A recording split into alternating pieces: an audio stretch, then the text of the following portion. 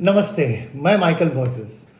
दोस्तों, आज मेरे को एक अवेयरनेस वीडियो बनाने का मैंने सोचा, क्योंकि नायगांव ईस्ट, जो कि मैं यहाँ पर आज 25-26 साल से यहाँ रहता हूँ, ठीक है दोस्तों। यहाँ पर एक ऐसा वातावरण हो गया है कुछ सालों में कि नायगांव ईस्ट में बड़े बड़े इमारतें बन रही है, बड़ी बड़ी बिल्डिंग बन रही है, बड़े बड़े प्रोजेक्ट्स बन रहे हैं, बट कहीं ना कहीं लोग जो यहाँ पर फ्लैट्स खरीदते हैं उनको फंसाया जा रहा है।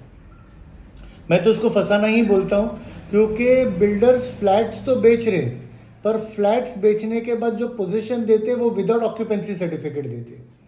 आप समझ रहे हो, ऑक्यूपेंसी सर्टिफिकेट का जो वर्ड है वही शब्द होता है कि भाई मैं इसको परमिशन दे रहा हूँ कि आप जाके रहो, पर विदाउट ऑक्यूपेंसी सर्टिफिकेट लोगों को पोजेशंस देते। वो हो गया पहला फसुनुक। दूसरा फसुनुक ये है कि पोजीशन देने के बाद ऑक्यूपेंसी सर्टिफिकेट नहीं, थर्डली कन्वेंस नहीं। अब सीसी तो है पर ऑक्यूपेंसी सर्टिफिकेट नहीं, कन्वेंस नहीं। अब कन्वेंस और ऑक्यूपेंसी सर्टिफिकेट के जब ये चीज़ें नहीं होता है तो क्या होता है, फ्लैट ओनर का एक्चुअल ओनरशिप का जो राइट्स है वो नहीं होता है। आपको मैं एक एडवाइस दे रहा हूँ कि जब कभी भी आपके पास ऑक्यूपेंसी सर्टिफिकेट नहीं है और कभी भी कोई भी नेचर ऑफ गॉड का दुर्घटना होगा, मैं तो दुआ करता हूँ कि ऐसा होना नहीं चाहिए, बट अगर समझो कभी ऐसा कुछ होता है तो गवर्नमेंट एड या कोई भी टाइप के जो भी गवर्नमेंट एड्स होते हैं वो आपको नहीं मिलेगा, बिकॉज आपका बिल्डिंग में ऑक्यूपेंसी सर्टिफिकेट नहीं है, आपकी बिल्डिंग का कन्वेंस नहीं हुआ है। अब मैं आपको एक छोटी सी टिप देता हूँ। आप लोग अभी जब भी नायगांव में कोई फ्लैट खरीदने जाते हो, पहला स्टेप आप देखो कि क्या वो जो ज़मीन है उसका 7/12 क्या तुम्हारे डेवलपर के नाम पे ऑलरेडी है। अगर नहीं है तो वो पहला तुम्हारा एक स्ट्राइकर होना चाहिए कि बॉस ये ज़मीन तो मेरे डेवलपर के नाम पे ही नहीं है, तो जब कन्वेंस का टाइम आएगा तो developer will go under the mercy of the खेडूत, जो लैंड ओनर के नाम पे उसको उसके मर्सी में जाना पड़ता है। सेकेंडली, अभी तुमने गया, तुमने देखा 7/12 डेवलपर के नाम पे, चलो फ्लैट तुमको पसंद आया, तुमने अपना बुकिंग कर लिया। जब बिल्डिंग तैयार होएगा तो पहला पोजीशन लेने से पहला बिल्डर आपसे पूरा पैसा लेगा। उसके लिए उसको पहला ऑक्यूपेंसी सर्टिफिकेट भी लेना जरूरी है, क्योंकि विदाउट ऑक्यूपेंसी सर्टिफिकेट अगर आप आपके फ्लैट में दाखिल हो रहा है, आपको फ्लैट तो मिल रहा है पर ओनरशिप राइट सिर्फ on paper, not on government records, because your building doesn't have an ओसी।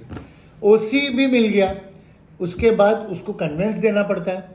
आपके सोसाइटी जो भी फॉर्म रहेगा उसका कन्वेंस डीड आपके सोसाइटी के नाम पे उनको करके देना पड़ता है, जब जाके आप लीगली ओनर हो। बहुत लोगों को ये जानकारी है पर लोग फिर भी अंधविश्वास बन के, क्योंकि कुछ एजेंट्स उनको अच्छा बटर्स बताते हैं कि गार्डन होगा, पार्किंग होगा, पर भाई क्या मैं ओनर बनूंगा उस फ्लैट का, ये आपकी जानकारी होनी चाहिए।